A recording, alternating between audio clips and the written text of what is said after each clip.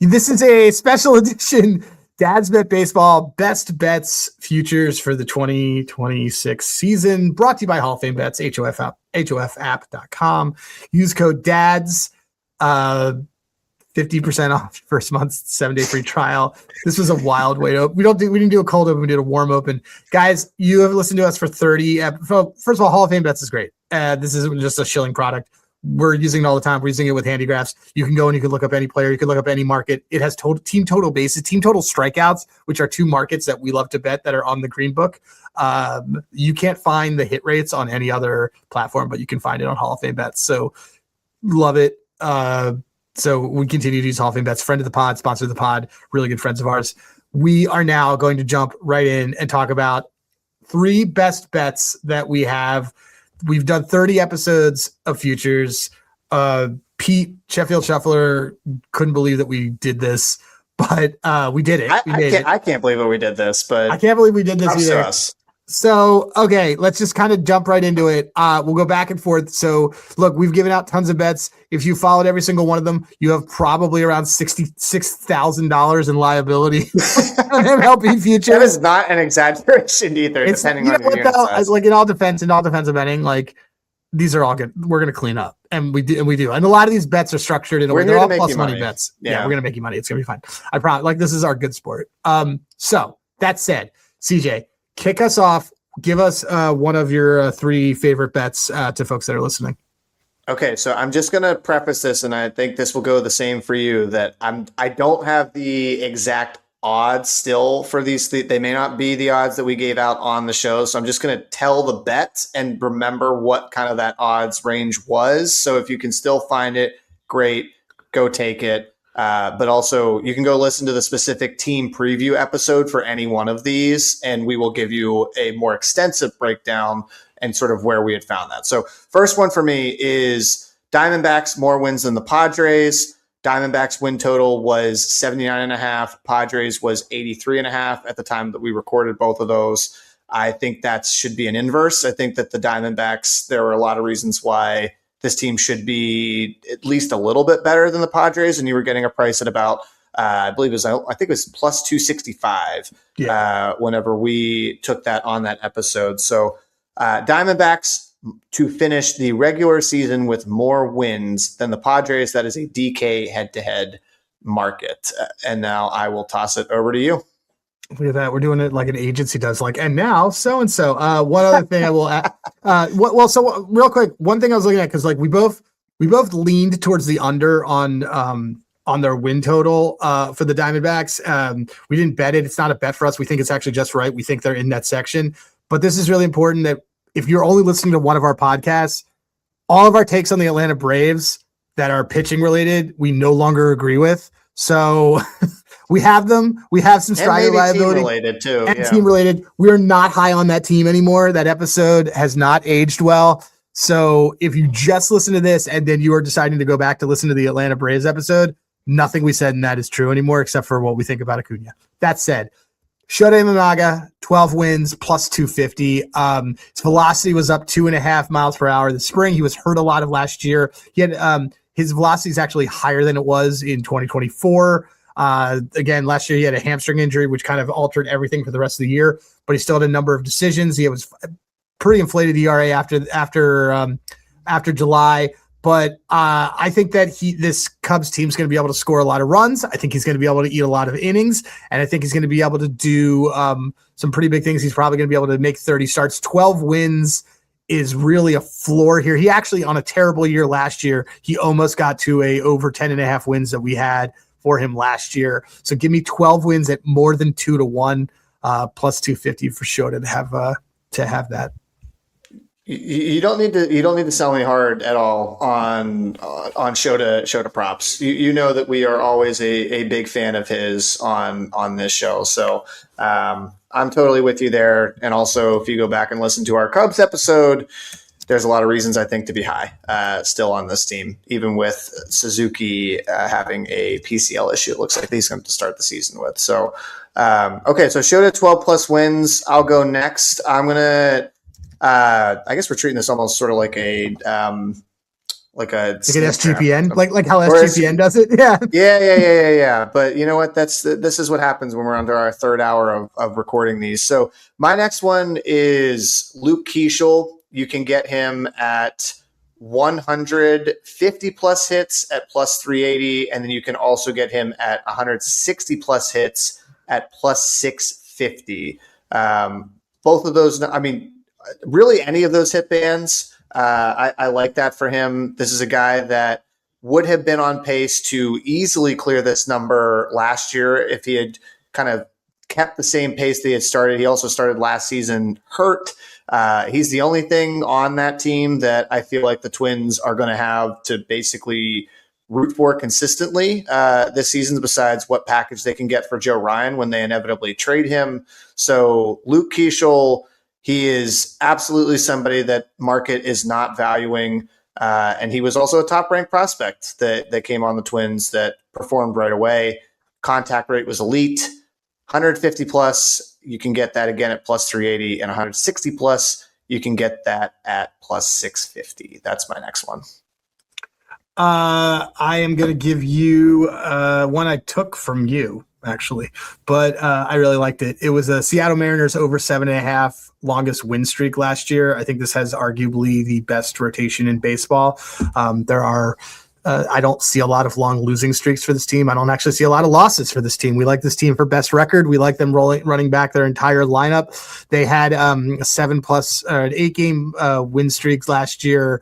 A couple times they had a 10 in a row. They had again, like 4 of their 5 pitchers went on the IL, and they still had a 10-game winning streak. So given what they were able to do last year, I think that they should be able to win 8 games, especially if they get that nice stretch where they're going to go against the Athletics and the Angels. They should be able to knock out 6 wins right there. So, Mariners over 7.5 longest win streak. Again, they did this 3 times last year. So give it to me again this year. I think this could cash by May, and we'd be done. And we already have a winner in our pocket. So. Yeah, you know what could also cash by May? The Cardinals' longest losing streak over 7.5 games. This might even cash by the second week of April. They may cash that before the season starts. It's so bad. It's actually already in your DraftKings account. I mean, I know that Weatherholt, their top prospect, is going to make the opening day roster. That's kind of been the news from spring, but otherwise there is not a lot of things to like about this team. Starting pitching is going to be a major, major question mark. And when you are looking at the longest losing streak, you want to aim for teams that are going to have really bad rotations, because that means that they don't really have an out or a stopper. And the Cardinals, unless you are trusting Matthew Liberatore, that is basically your only hope to consistently stop some sort of losing streak. So longest losing streak, 7.5 games. If you cannot find that market, which I was trying to see if I could find that before we recorded this, if you can't find it, your substitute one for me would be Maikel Garcia over 270 batting average, who Adam and I both are a big fan of. And you can go listen to the podcast we recorded with Alex Gold for more reasons why we think Maikel Garcia is going to have another good year. And finally, we're going to give you one that was one of the first ones that we took that we actually accidentally, I think we gave this out in an NFL episode. But Roman Anthony for MVP, AL MVP. Full disclosure, we have it at 35-1. We gave it out. It was 50-1, and then you guys cratered it. We couldn't even get it at 50-1. So we took it back at 35-1. We took it back at 35-1. It's still 20-1, and I still like it. So I think Roman Anthony showed in the WBC that he is going to take that massive step forward. There's a lot of this Red Sox team, again, has a very good rotation and a very solid lineup. So I expect him to do, certainly well. He had 71 hits last year in 71 hits in 75 games. He had also a 3.1 WAR in that time, which basically puts him on pace for a 6+ WAR season. You probably need to be an 8 or 9 WAR to win an MVP. So he is kind of moving there. He has a a lot of his projections, if you're into that nerd stuff, for him to have a WRC plus of 125. But just to give you an idea of how he was last year, he had WRC plus of 140. He had a slugged 463, expected slugging near 500, which puts him right at that MVP threshold. An OPS of 850, which we talked about in another episode. That is elite. That is Bryce Harper, actually, who is a former MVP. And his max EV was there. His barrel rate was 15% and a hard hit rate last year of 60%. Roman Anthony could have a big monster step forward MVP season, a la Chris Bryant with the Cubs in his second year. And that is CJ's looking at me because he knows that was his that I took. It's a great talking point, and you will want to be there. I just think that if you are not on the Judge wagon, I think Roman Anthony playing a premium position also in the outfield is a very good bet for him to be MVP. I had one more, by the way. That substitute, Maikel Garcia was only if you couldn't get the Cardinals one. But my favorite, so other than the Roman Anthony one, then I'm going to give another one if you do that. If you do, of course, you can give out as many more as you like. I just may not be recording the rest of the podcast with you at that point. But the last one that I'm going to give out, and I feel bad saying this because McInnes, I love you, but the Toronto Blue Jays to finish fourth in the AL East at 5-1. They are already dealing with one of their biggest concerns that we brought up on that podcast, which was their lack of pitching depth when you get past Gausman and Cease, who also are not traditionally your sort of top end 1 and 2 guys.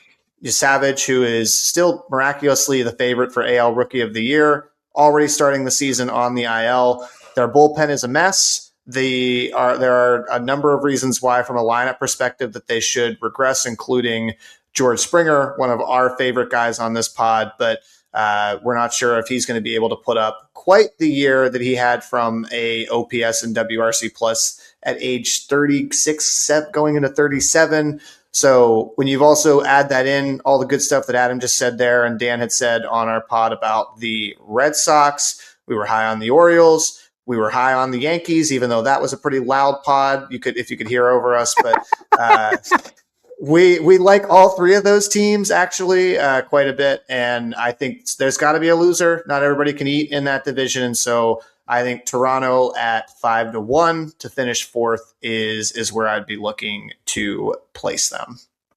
And last one that I will add in officially, another one that CJ inspired. Astros 79 wins or less plus 320. Oh, yeah, nice. That was not what I was expecting you to say. What'd you expect me to say? I thought you were going to throw the Nolan McLean under ERA one. I do love that one. I'm not going to. I like this Astros one a lot. I'm not going to cap it, but the Nolan McLean under ERA is also a great bet. No, I like this. The reason why I'm giving this out is because if people don't have all the markets, but they want to bet like an under, we're really down on this Astros team. We talked about it in the Phillies pod, but the ghost of Christmas future for this Phillies is possibly this Astros team, where you have guys like Altuve who are clearly regressing in every sort of way. Jordan only played, I think we had him at 48 games or something last year. Mm-hmm. Their outfield looks terrible. Their pitching is Hunter Brown, Imai, who's an unproven quantity.